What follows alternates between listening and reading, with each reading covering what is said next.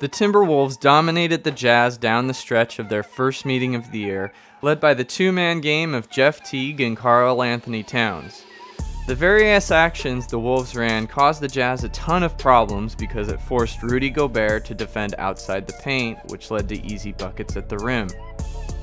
When Gobert tried to protect the basket, Towns was bombing threes left and right. It wasn't until late in the fourth that the Jazz began to try to counter this, and their first counter was to have Mike Conley aggressively hedge this action, temporarily leaving Teague alone to make sure Towns did not shoot.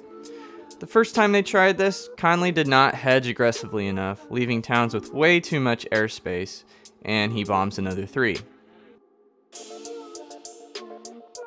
The second time the Jazz tried hedging Conley, he hedged more aggressively, which took away Towns' shot, but that left a driving lane for Teague with Conley having to recover. Easy layup. Even when Conley was able to go under on the screen, Teague still got a step on him to draw a foul. Utah's second counter for Teague and Towns was to put Gobert on a different player and have Joe Ingles guard Towns. That way, if Towns used his size to drive, Gobert could meet him at the rim. The problem the first time down the court is that Ingles hedged on the pick and pop, but Conley thought it was a switch, making him a step too late in guarding Teague's drive. This meant Gobert had to protect the rim, which left his man open for a corner three. Eventually, as the Jazz kept Ingles on Towns, they started to get what they wanted defensively: contested mid-range shots.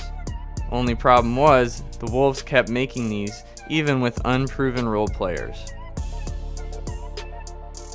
At the end of the game, it seemed as though the Jazz had settled on Ingles guarding Towns and switching the action between Conley and Ingles. Once the switch occurred and Conley was on Towns, he and Gobert would switch to get Gobert back on Towns with less time on the clock. When the Jazz were finally able to execute defensively and not get burned by a floater, it was too late. But when these teams faced off again 2 days later in Minnesota, it was a different story. While I expected the Jazz to have Royce O'Neal guard Towns, the Jazz stuck with Gobert on Towns. This time, however, Gobert was much more physical with him and pressured him on the perimeter, making him drive. On this play, Towns drives and looks like he has the step on Gobert, but Gobert somehow recovers for the block.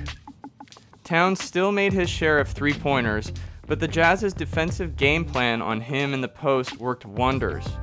On numerous plays, the Wolves would get Mike Conley switched onto Towns, then Towns would go into the post to work on Conley.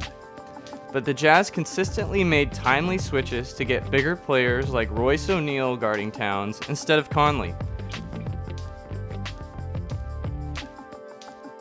On one play, the Wolves couldn't even enter the ball into the post because O'Neal was fronting Towns and Gobert pressured Wiggins on the entry pass.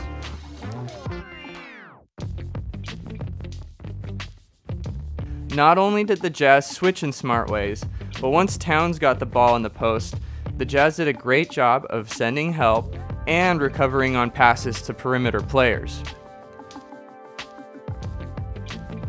The same shots the Wolves were making a couple nights beforehand just weren't going in this time.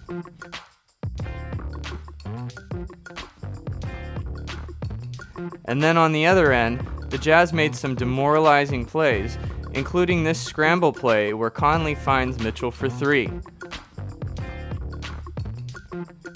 The Jazz toyed with the Wolves, running the same horns flare set again and again, but with different reads based on the defense.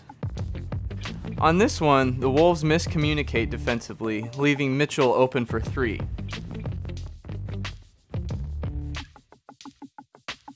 And on this one, Mitchell starts in the corner and runs a handoff with Conley before crossing up Covington for a wide open three.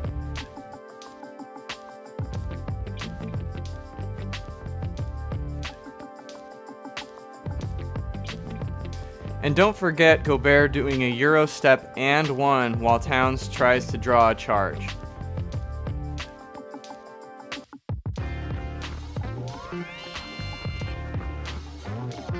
Finally, Bojan Bogdanovic put the Wolves to sleep with 3 after 3 in the clutch.